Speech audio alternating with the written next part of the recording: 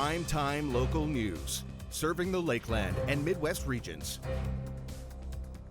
Good evening, I'm Evan Kenny and welcome to Primetime Local News. We brought you this story last week and have received many positive responses to it. It was a difficult subject for Desiree Cornett-Weil to talk about. Her son Jaden took his own life just over a year ago at the age of 15. Desiree is hoping other parents don't have to live through the heartbreak that she did and is urging parents to check their kids' electronic devices. Stacey Commer sat down with her to discuss the issue. Desiree Cornett-Weil is joining us today on Primetime Local News. And Desiree, I want to thank you for speaking with us today. This is a difficult subject, but thank you so much for taking time to talk to us. Thank you very much for having me. Now, one thing we want to discuss is your son, Jaden. Unfortunately, just over a year ago, he took his own life. You've been on a crusade ever since to try and, prevent anti-bullying, to have parents check their phones, the kids' phones. Tell me a little bit about Jaden and as much as you can in regards to what happened last year. Well, Jaden was a beautiful soul. He lived to help people, especially his friends and anybody that needed it. This last year's been tough. I've really been trying to reach out to the kids his age. He loved to play hockey. He loved to sing. He just loved life. And going through his phone, I did find the positive stuff. I found how he talked about he loved his life and how he talked about his little brothers. And what's devastating is the conversations and the comments that I can see that are deleted. There's secret files that these children can have in Snapchat, and there's just stuff that I didn't know. I missed it. I missed all of it. And so my goal is just to educate parents and to really try to reach out to these kids and see that it's not about what you type. Your words hurt. And back in the day when I was younger, we didn't have the internet. So when you had a problem with somebody, you had to take it up face to face. And that's the problem nowadays, is these kids say stuff to people and there's no repercussion. There's no consequence. So. Now, you said too that you and Jaden had a really great relationship, that you talked all the time, and you really didn't know, unfortunately, that some of the cyberbullying was going on. So just knowing that, Des, how do you tell parents to go forward? Because I know a lot of people have the thought process, well, we really don't want to look into our kids' stuff, and we really should have that level of privacy. They don't need privacy. I was the mom that unhooked the Wi-Fi. I was the mom that would call the school. Me and Jaden talked about everything. We talked about girls. We talked about puberty. We even talked about when he was ready to take the final step of losing his virginity, if I can say that. We were very, very close, but this was a little bit different, the bullying. This wasn't just a kid at school. It was unfortunately I don't even want to call it a relationship, but Jaden we had agreed, because we talked about it, that he wanted to start dating.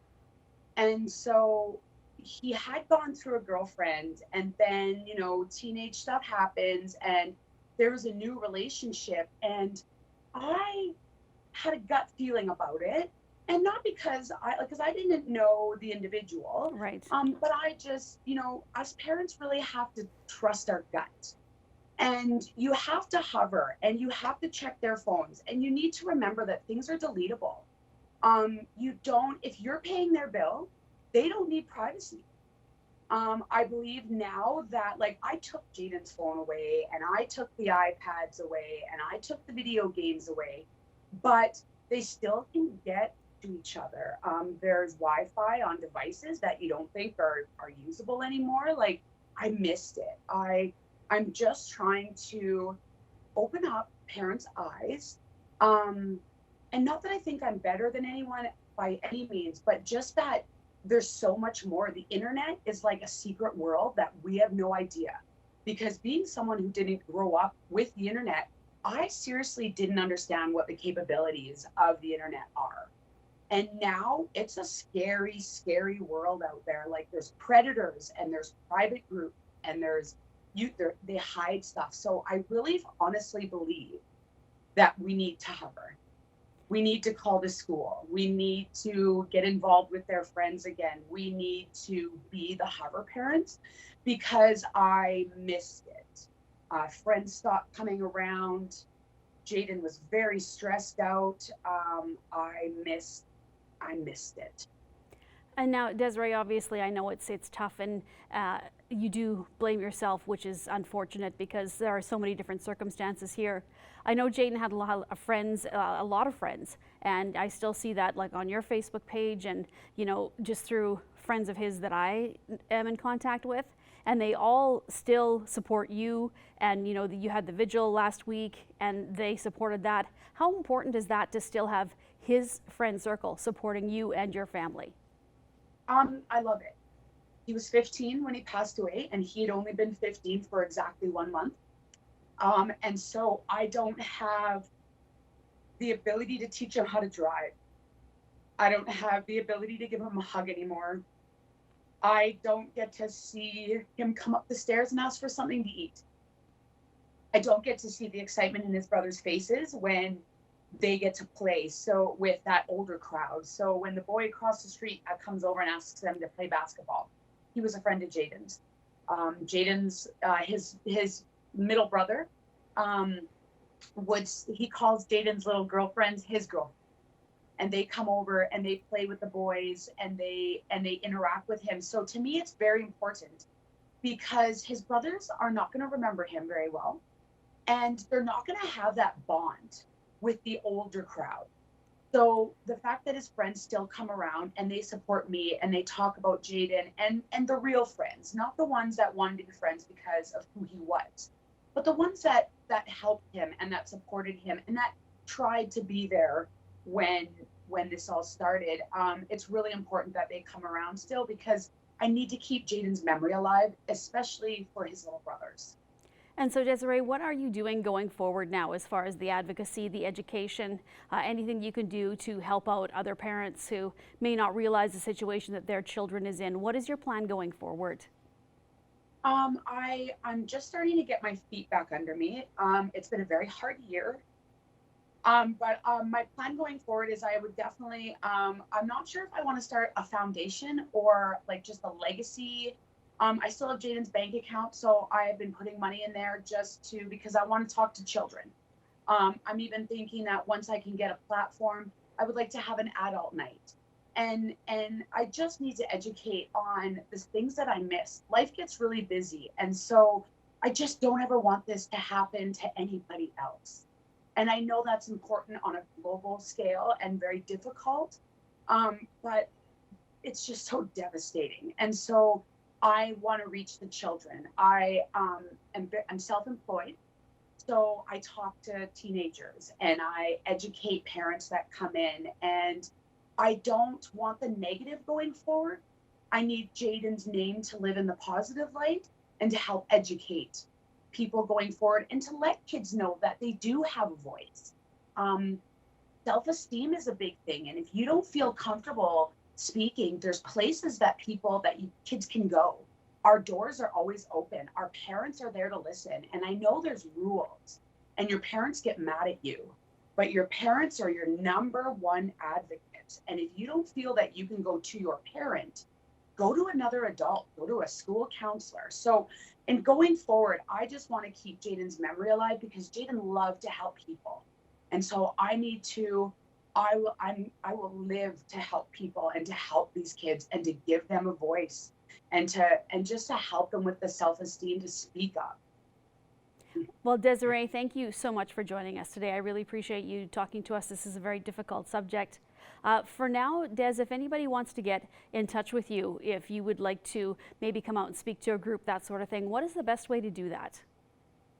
Well, I own my own business on Highway 16, Dark Hour Inc. Please feel free to come in. I'm on Instagram, InkLady31. I'm on Facebook. I'm very busy right now with the business due to the craziness that everybody's trying to come out from. But please, if I don't get back to you right away, don't give up on me. I'm around, I am here. So any sort of platform you want to get a hold of me, my email, just call the shop. Okay, great. Well, Desiree, once again, thank you so much for talking to us, and good luck with this. I know that out of this tragedy, you're going to do a lot of good in the world. So once again, thanks for taking the time to talk to us. Thank you very much. It's time now for this week's retrospect. Here is Blake Nath.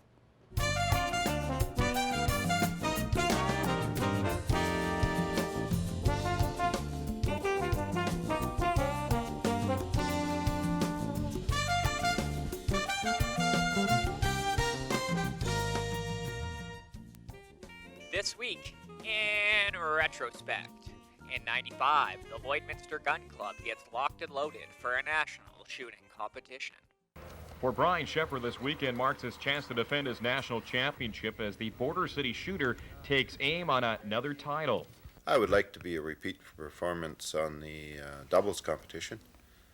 I won it last year with a 98, and I would like to repeat that this year and possibly set a goal where I could be in contention for high all-around or high overall. The Lloydminster Gun Club will be well represented at the Nationals in Edmonton this weekend. At the same time, the club itself has seen its ups and downs in membership numbers. Numbers have held pretty good for the last 3 or 4 years. We've got about 10 shooting members that travel around the provinces, and probably 16 as a membership in the club. We're always looking for new members. And back in 2000, Weaver Park flashes back to the past with a vintage Canada Day celebration. Preparations at the Bar Colony Heritage Society in Weaver Park were underway this afternoon. They're creating Flashback to the Past for Canada Day 2000, which can be described as basically an old-fashioned picnic. The day kicks off with pancake breakfast, followed by activities and demonstrations showing off antique farm equipment, vehicles, and the ways of the pioneers. Of course, this thing here is good and red hot, almost white hot. The parade here, and also the binder that I restored, the Cockshut binder, and also the Alice Chalmers B tractor there. It's only a one plow tractor. It's pretty small, but it actually pulls that binder quite nicely. Pioneer, thrashing, and blacksmithing demonstrations will take place throughout the day, as well as the John Deere slow races. For the last number of years, the Classic Green Two-Cylinder Club sponsors a two-cylinder John Deere two-cylinder slow race. And it's for John Deere two-cylinder tractors only, manufactured before 1960. It must be a wheel tractor. And the objective of the race is to run your tractor as slow as you can without stalling it. And people find this funny, but the race is the last person that crosses the line wins the race, not the first guy. And that's all for this week in retrospect. Retrospect is brought to you by Webb's Machinery. Find New Holland products at Webb's Machinery, your dealer in Vermilion, Vegreville, Lamont, Wainwright, St. Paul, and Consulate. We'll now throw it over to our Connor Chan for a look at your evening weather.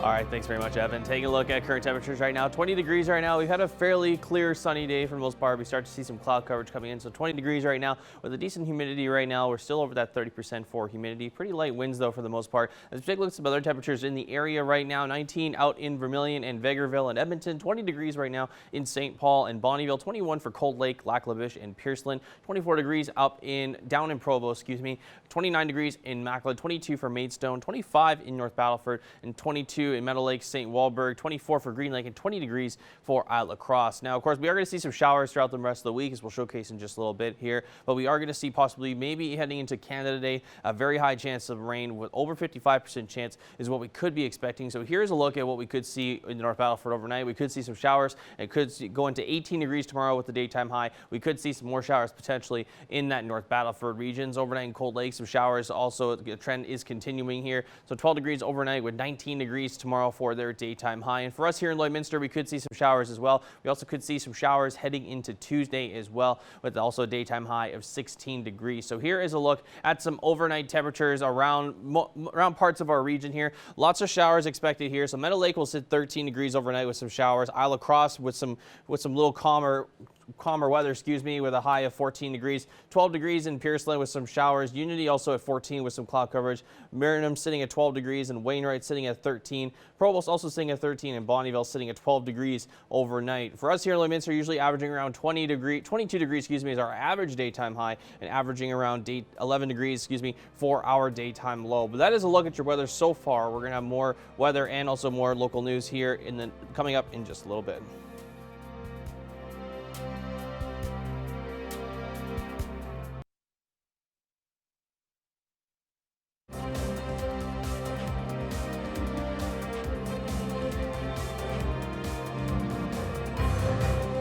Welcome back. Now it's time for this week's Pet Project with Blake Nath.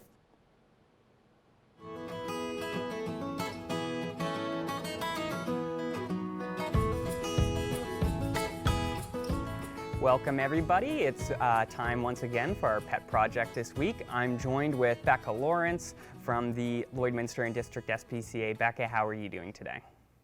Good, good. And yourself? I'm doing great, thank you. And who do we got here today? Looks like we got a little fuzzy friend with us.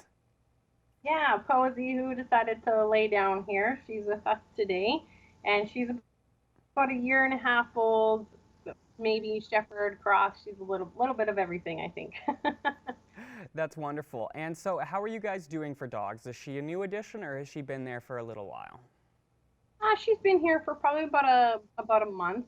When she first came in, she had quite a few bite marks on her, so we think that she got into a bit of a tussle before she came to us. And so yeah, we got her all fixed up and healthy and ready to go, and now she's an option.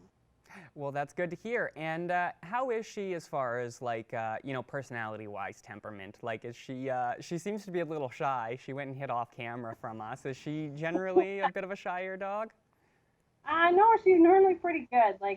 Sometimes she's a little hesitant around the other dogs, but I mean, which can be understandable what she went through before she showed up here.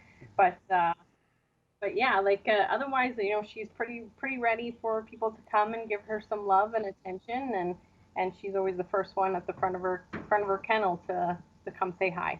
Beautiful. So she's obviously a very nice dog. She's looking for a human friend for herself. And how are you guys doing for cats? I know I was talking to Zoe recently, and she said that you guys had a lot of kittens and things in there at the time. How are you guys doing now? Have you gotten some of those kittens homes? Is there still lots to go? What's the status on the cat situation? Yeah, it's we are pretty full in the shelter, but we're still doing really good. Our waiting list, especially, we're up to June on our stray animals, so that's really good.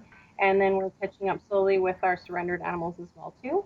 So we're really happy with that. So I mean, it has definitely been more of a gradual cat climb, I guess, this year, if you want to call it.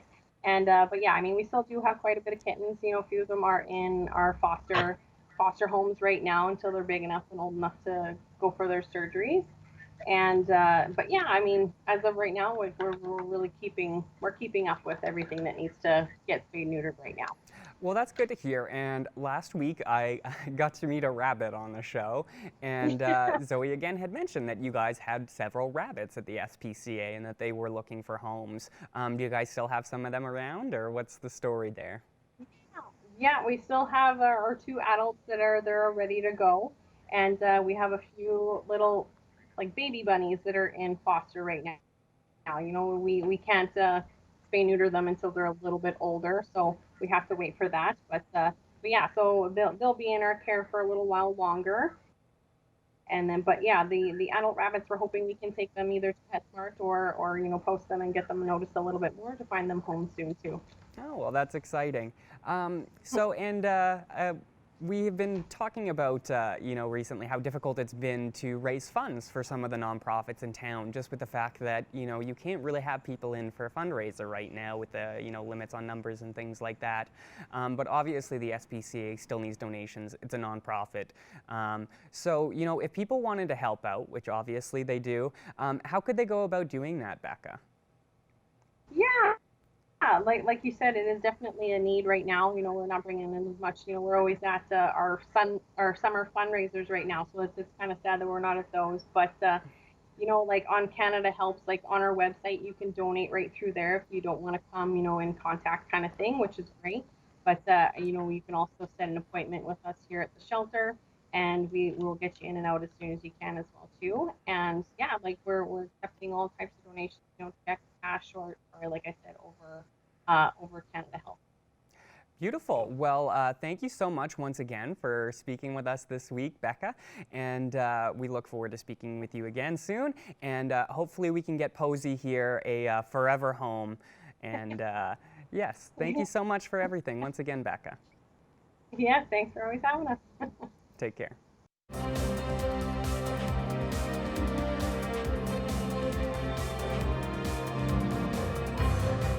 The Lloyd Mall is teaming up with a local artist to create a mural in support of essential workers in Lloydminster. Eric Bay has more on the meaning behind the new artwork. Brandy Hofer was approached by Lloyd Mall to create the mural for the community, and she jumped at the chance to show her support the best way she knew how, through art. I said, yes, I'd love to be a part of that. I've been wanting to, you know, do anything I can, and it was kind of at a standstill for me. I'm like, I'm not sure what I can do. So when they approached me, I'm like, that sounds wonderful. I'm so thankful they included me. Meant to bring the community together, residents were also asked for help by saying what brought them hope throughout COVID-19. Those messages were then used in the mural. The idea was to obviously be really bright and colorful and uplifting. We included some imagery, hundreds of messages on Instagram and Facebook and all that stuff. So I was blown away. It's super exciting, and I'm happy everyone was wanting to be a part of it. Another mural, this one done by local artist Michelle Lake, will be painted at Lloyd Mall to continue to show different aspects of the city. We really wanted to use both of our local popular artists. They're both very well known in Lloydminster. Wanted to get a different concept from each of them, tying into the essential worker, tying into community. So Michelle's she's famous for her angel wings, so she's going to do something with her angel wings and representing again the community and all of the different essential workers out there and how we've all come together. The current mural can be found at the entrance by Pearl Vision. Lake's mural is expected to be done in July. Eric Bay, Primetime Local News.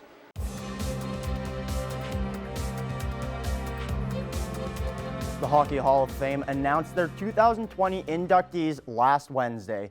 Our Eric Bay joins myself to discuss the winners and the losers from the day.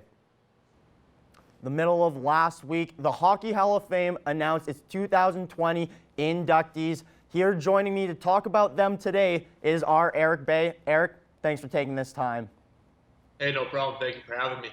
Now, Eric, obviously there were some surprises that everybody's been talking about recently. We'll get to that. But first of all, Jerome McGinley, Marian Hossa, Kevin Lowe, Doug Wilson, Kim St. Pierre, and Ken Holland all being inducted as the class of 2020. What are your initial thoughts on this? Yeah, I mean, obviously some very deserving players in there. And Jerome McGinley, what can you say? Kind of the premier power forward of his era, 625 career goals, a great sniper, and a guy like Marian Hossa, who not only was very good offensively, but could handle it in his own end as well, and had a very successful career that was unfortunately cut short. But yeah, some very big names here in this Hall of Fame class for sure. And obviously, you just mentioned them, 2 first ballot Hall of Famers there. And a couple guys who have had to wait quite a while, Doug Wilson and Kevin Lowe, both waiting 20 plus years. And it brings up the discussion, should Kevin Lowe be in the Hall of Fame? I think we can both agree, Eric, that the Hockey Hall of Fame right now is already diluted from the skill talent. We've talked about it off air before. It's almost turning into the Hall of Very Good. So I think we can both agree on that. But we do take different stances on should Kevin Lowe be in the Hall of Fame. Why don't you show us your point of view first of all? Yeah, I mean, you talk about diluting that Hall of Fame, and I think Kevin Lowe is the perfect example, maybe the poster child of it. And I know you're going to say 6 cups because that's something that you focus on. But for me, the Hall of Fame is not just for great careers, because obviously Kevin Lowe had a great career with that many cups, but it's for great players. And for me, Kevin Lowe obviously had the benefit of being on a great team, playing with guys like Gretzky, Messier, Coffey, Glenn Anderson, Grant Fuhr. So for me, really, he was kind of right place, right time. And it's almost for that cup debate. You look at guys like Charlie Huddy. Well, he had 5 cups in 12, 13 seasons. So are you telling me he should be in the Hall of Fame in 2021? And even for guys nowadays, you can take a look at Patrick Sharp is on the ballot next year. He had 3 cups, but he also only had 620 points in just over 900 games. So that's less points than Jerome McGinley had in goals over his entire career. So for me, again, I'm just looking at the full facet of what the player did in his career as a player, not necessarily in the total team aspect. Because again, as I mentioned, Kevin Lowe, a great career, fantastic career, very successful, but a great player, I don't really think so. Now, for myself, when I look at Kevin Lowe, obviously we're not looking at the points. He was a defensive D-man, a real shutdown guy. You mentioned, obviously, 6 cups, played on World Championships teams, played in the Canada Cup for Team Canada. So he was one of the elite D-men during his time, and arguably one of the best shutdown defenders during his time. Shutdown defenders is something that people do not recognize nearly enough. In the last 20 years, one defensive D-man has been allowed into the Hockey Hall of Fame, that being Rod Langway, longtime Washington Capitals, Montreal Canadiens D-man. So saying that, 431 points in 1,254 games, obviously those numbers don't shoot through the roof, but the number that does is 252. That's Kevin Lowe's plus minus. So obviously goals were being scored while he was on the ice, but more importantly, goals were not being allowed while he was on the ice. You compare him to some D-men, some shutdown guys right now who I think should be in the Hall of Fame, mainly Jay Bouwmeester. Very, very, very similar numbers. They actually both have put up .34 points per game throughout their career. And I think Jay Bouwmeester is an obvious Hall of Famer, so why isn't Kevin Lowe? Here's the thing. I will agree with you that shutdown D-men don't get their due. But I will say this, you talked about his plus minus. I believe that is very misleading because I kind of took a look there at those Oilers teams between about 1984 and 1988. And for the most part, they scored nearly or over 400 goals a season, which was by far more than anybody else. But at best, they were 8th in the league in goals allowed. So for me, again, that's a byproduct of being on the ice with guys like Gretzky and Messier and the high-scoring Oilers for that too as well. And you talk too, those Canada Cups. I mean, yes, he was a very good defenseman, but you talk about his era and kind of those 80s. I mean, Ray Bourque, as I've said, Paul Coffey, guy like Larry Murphy, Al McInnes, Rob Blake, those guys to me are elite, and I can keep going down the list. And for me, Kevin Lowe doesn't even crack really the top 10 of those top defensemen for that era. So for me, again, yes, he was very good, but when I'm talking about those elite, those upper echelon guys, he just doesn't make that cut for me. I think when you're bringing up elite D-men, all the guys you just mentioned there probably averaged 40 to 50 points per season across their entire career, which in my mind at least, that's an offensive defenseman. So I think it almost goes back to that point that defensive defenseman or even two-way defenseman, if you want to call somebody like Jay Bouwmeester that, I think they are underappreciated. And I mean, I don't know if 2020 should have been the year that Kevin Lowe got in, especially with players like Theo Fleury, Rob Brendamore, but I think Kevin Lowe is a potential Hall of Famer and should be at least included in this conversation. Eric, that is all the time we have to discuss this. I know we could go on for hours, if not days, upon this, but thank you very much for taking this time and joining me. Yeah, definitely could have gone on twice as long, but thanks for having me on. Always fun to discuss stuff like this. We'll now throw it back to our Connor Chan for another look at your evening weather.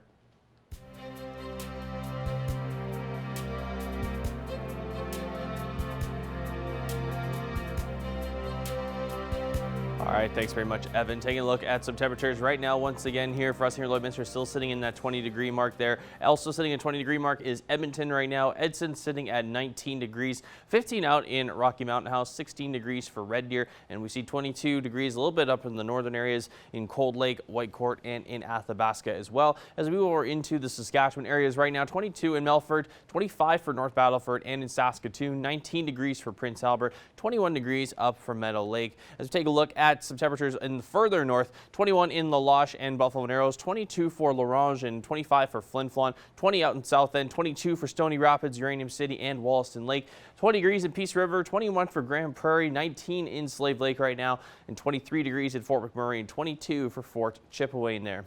Take a look at some of the southern temperatures right now as we move into the Calgary area. Calgary sitting at 20 degrees as well as Coronation, 28 in Lethbridge, 31 degrees out in Medicine Hat right now, 21 degrees in Banff currently right now. As we move over into the southern areas of Swift Current and Moose Jaw, Moose Jaw and Regina both sitting at 31 degrees, fairly warm, and of course they've had some pretty good temperatures over the course of the last several days. 27 in Swift Current, as I mentioned there, 28 degrees for Kindersley, and 30 degrees out in Yorkton, and 29 degrees out in Estevan.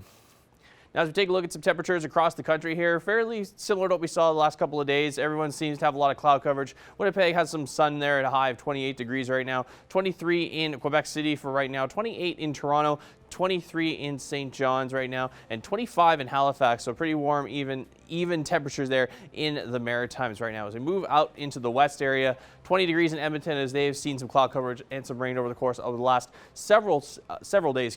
17 degrees out in Vancouver, 18 for Yellowknife right now as we move up into the northern territories there, 14 degrees out in Whitehorse.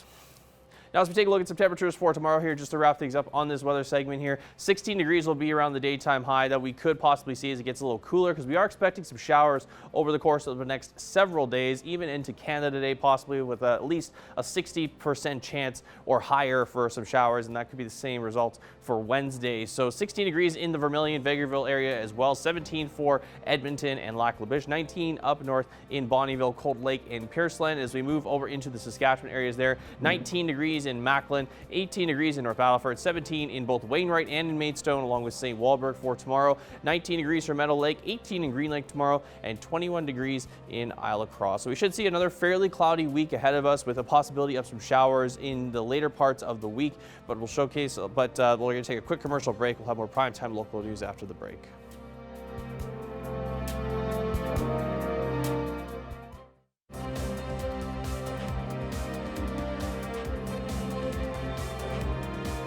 Welcome back. Our Connor Chan sat down with the Lloydminster Regional Health Foundation to talk about the latest donation and more. Malcolm Radke, the CEO of the Lloydminster Regional Health Foundation, joins me once again. Malcolm, first off, thanks so much for taking time out of your busy schedule to talk with us. Hey, thanks for the coverage. Always great to chat with you. Absolutely. Now, recently you guys were the recipients of some financial help and some funds. So just talk about those funds that came in for the Lloyd Hospital there. Yeah, so national campaign, we're part of a national campaign with every other hospital foundation across the country. It's called the Frontline Fund, and basically it's a quick and easy way for the bigger national corporations to get their donation funds into the hands of the frontline workers as quickly as possible. So yeah, that fund itself has cracked 12 million. Now, obviously, you have to divide that by a couple hundred hospitals across the country. Locally here, we've already received about 30,000, and we expect it to hit as much as 100,000 by the time we're done. So yeah, it's positive news. You know, in addition to the support we always seem to get locally from the small businesses and the people who live here. You know, a lot of those national brands have a presence in our community, and the local population supports those companies. So it's always great when they do give back and help out as well. So yeah, happy and thankful for those guys. And where does that money go towards in the end? I know it probably goes into some of the protective equipment to cover some of those costs, but also in terms of within the Regional Health Foundation, does it go to some of those other programs that you have going on? Yeah, so locally here, it'll go directly into our COVID-19 emergency fund, which I think long-term will probably shift into a bit of a pandemic readiness emergency fund. As you mentioned, the first thing we did was purchase PPE very quickly for all the local frontline workers. From there, it went into looking out for those patients that were isolated, obviously with tablets and iPads, and making sure the internet and the Shaw TV cable packages and the phone packages were all up and running for the isolated patients and residents in the care homes to be able to reach out to their friends and family. And then the last other major thing we did was supported the local frontline workers that were potentially exposed to COVID-19 positive patients, just giving them the ability to self-isolate in a hotel offsite accommodation as opposed to going home and exposing their family members. So those are 3 things that we did right away. Long term, like I mentioned, we'll have to shift gears here and now start to look at what our hospital and what our community long-term needs in terms of, more mental health and addiction support, and kind of in response to the economic impact of the COVID-19 pandemic, as well as how do we upgrade our hospital and other facilities so that we're as ready as possible to handle this regionally in the future, no matter what happens globally. Now, of course, a couple weeks ago, the Alberta government announced that virtual appointments are a thing going forward. Now, for here, I know there's a lot of rural communities as well. So how important is it to have those and give those residents here, especially in the border city, as we are both Alberta and Saskatchewan, to give them those options to do virtual appointments there? Yeah, you nailed it. As a fairly rural community, our catchment area for healthcare services is actually 72,000, even though there's only 32,000 here in Lloydminster. So I think one benefit first and foremost is those folks don't have to drive into town for those routine checkups or follow-ups where it's, a 5-10 minute conversation. Now, instead of taking the whole day off and planning your day or your week around that appointment, they're able to do it from the comfort of their own home. It also means our local physicians here can have flexibility to book in with you based on what works for your schedule and their schedule, potentially even outside of office hours, just depending, what your work week is like. So the flexibility is nice, and we always say we want our local physicians set up to be as comfortable as possible to serve the patients and obviously, make a good living so that they stay in our community and we have an adequate supply of doctors, basically. So I think that was great news, and obviously, like many other industries, the local healthcare and medical industry has had to adjust to the COVID-19 social distancing, public health orders, and all the limitations. So it's great to see that government can adjust and adapt as well. From an organizational standpoint, of course, there hasn't been any recent news of COVID outbreaks here at the Lloyd Hospital. Does that give you, as a CEO, there kind of some confidence knowing that the people in the hospital are doing the right thing there and making sure that we're all staying safe there? Yeah, thank God. It's we chatted with Dr. Kevin Govender last week. He said it's been about 6 weeks since the last confirmed case came through their doors, which is great news. Obviously, it puts us at ease compared to how things were at one point, and hopefully people can get out there and enjoy the rest of the summer. There's various people calling for a second wave in the fall. I guess we'll see. The important thing from a planning standpoint is our local facilities and our local frontline team are ready. Obviously, the Sask Health Authority wants to, tread cautiously on this one. Both Alberta and Saskatchewan provincially have announced extra budget funding for healthcare, which is huge in our line of work. Usually it's the opposite. They have to kind of make do with the money they're given. So it's nice to see a surge in budget support so that they can get the equipment and the frontline staffing they need just in case things do get worse again. So I think there's a feeling of readiness, and I think they know more about this particular virus than they did at the start of this, and they've worked out the kinks, so to speak, locally. Absolutely. Well, Malcolm, I really appreciate your time joining us today, giving all the wonderful information that the LRHF has been receiving, and also the great support that you've been getting from the community. So thank you. Yeah, I appreciate you letting me come on and get the message out there, and thanks for the coverage. Stay safe. It's time now to take a look at your pet pictures. Big thank you to everybody who submitted a pet picture. You'll be automatically entered into a draw for a PetPad gift card on Friday.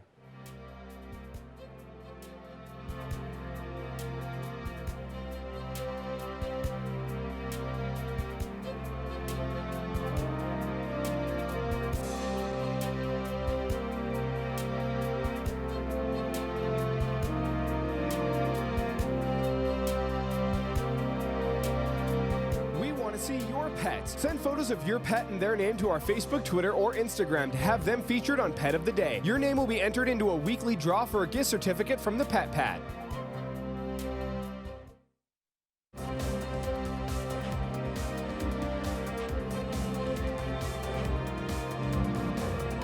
Joining me today is Trisha Silverman. She's a dietitian and also the author of a new book that's called Healthy Dividends. Thanks for taking some time to talk with me today.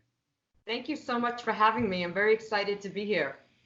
So I'm just going to start off today with just getting you to tell me a little bit about your new book that just came out. Sure. So I wrote the book, Healthy Dividends, as a guide to help people with their nutrition, their fitness, healthy habits in general. So I go into sleep habits, and I have a section that I call self-coaching, and I go into strategies that can help motivate people to move more and to follow the nutrition advice in the book. And being a nutritionist and someone who's recognized as a dietitian, nutritionist, and getting a lot of accolades from your peers, what made you decide to write a book now? I decided that people wanted more information, so that the Q&A after my seminars would often go for 15, 20 minutes or more when it was only supposed to be 5 minutes. So I realized people just wanted more information. And I would get questions for recommendations of a good nutrition book that covers everything, a nice general nutrition book. And I thought, I don't know which one I'd recommend. I want to write that book. So I had that in mind, covering all areas of nutrition and wellness and fitness, to just really give people, everything in one book that can help them out. And what was the process of writing that book like? Did you take a long time? Did you kind of have things that you want written down, places that you kind of wanted to compile, or was it kind of a process where you were able to write it quickly? That's such a good question. I started the book a really long time ago, and I kept changing it. And then finally, maybe it's about 2 years ago now, I decided to get really serious. And I hired a company to help me and give me deadlines, and it came with editors and proof editors, and that really kept me on track, to have a company that helped me along the way. I think without that, we might not be here today. And can we just talk a little bit about, I think during the time we're living in with the COVID-19 pandemic and people staying at home and people worrying about their health, how important is just healthy living in general, especially during these times? Oh, it's so important during these times. People, I find, are drinking more. They're making jokes online about gaining the COVID-15, COVID-19 pounds. And you don't have to. We can just make small changes that can keep us in line. And it doesn't mean we can't enjoy some fun food once in a while, or even small portions each day if you choose to. But overall, we want a really healthy, balanced diet. When you look at the studies on the virus, you see that there is an association with worse outcomes if you're obese and if you have inflammation. So a junky diet and not moving can lead to both of those. So we just want to take some action, and we want to make it fun. For instance, with fitness, I look at fitness as really making you feel good so that you can follow your nutrition better. And some people think, oh, I don't want to move. Oh, I have to burn these calories. It's not all about that. It's about just feeling excellent. One thing we can do, and what I love about Canada, is that you have really great woods there. Getting out into the woods is very helpful. In Japan, there's a thing called Shinrin-yoku. It's also called forest bathing. It's just getting out and walking in the woods, and the plant compounds from the trees and plants in the woods can actually help with your immune system, give you better focus, and just make you feel really good.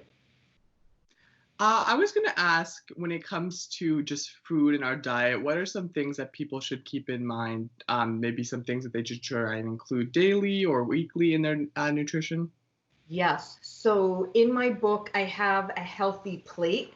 And that I looked at the Canadian plate when I made my plate. So here's my healthy plate. And I looked at the Mediterranean pyramid, the US plate. I looked at models of eating across the world that lend themselves to longevity. One of the things that you see across all these plates is a focus on vegetables and fruit. So when you think about a healthy diet, every day we need vegetables and fruit. The protection can run out after a day on some of those vitamins and that we're taking in. So every day we want to get vegetables and fruit. In the plate that I made half of the plate vegetables to really put a focus and spotlight. Most people just aren't doing enough. And we need to get vegetables at least at lunch and dinner. Some people are only getting it one time a day, but getting them at lunch and dinner, and then even for snacks would be, you know, a great way to do things. And I spoke at a conference in Canada a couple of years in a row, and I visited some areas of Canada. So I know in your supermarkets, you have great options. Yeah. And then you also have options like we do in the US where we can, you know, make some unhealthy choices, but you want to spend a lot of your time in the produce area of the supermarket. Most of your cart should have items from that area. And sometimes you hear nutrition professionals mention the perimeter of the store, and that's a helpful way to think of it, what's on the outside. The inside aisles are often filled with a lot of junk like soda, and, you know, we want to avoid things like, you know, soda, and, you know, there are things like coffee creamers that just have a lot of junky additives. So one of the things for good nutrition is if you can't read it, don't eat it. Just try to keep a simple ingredient list, very short, and eat real foods. Perfect. Well, thanks for taking some time to talk with me today. I just want to check, where can people get your book if they're interested in buying it? Sure. So for Canadians looking for my book, you can get it on Amazon. It's .ca, I believe, out in Canada, but the Canadian Amazon, you can find it there. And I have some reviews up from Canadians because I've met a lot of wonderful people out in Canada. So thank you for having me here. This is such an honor.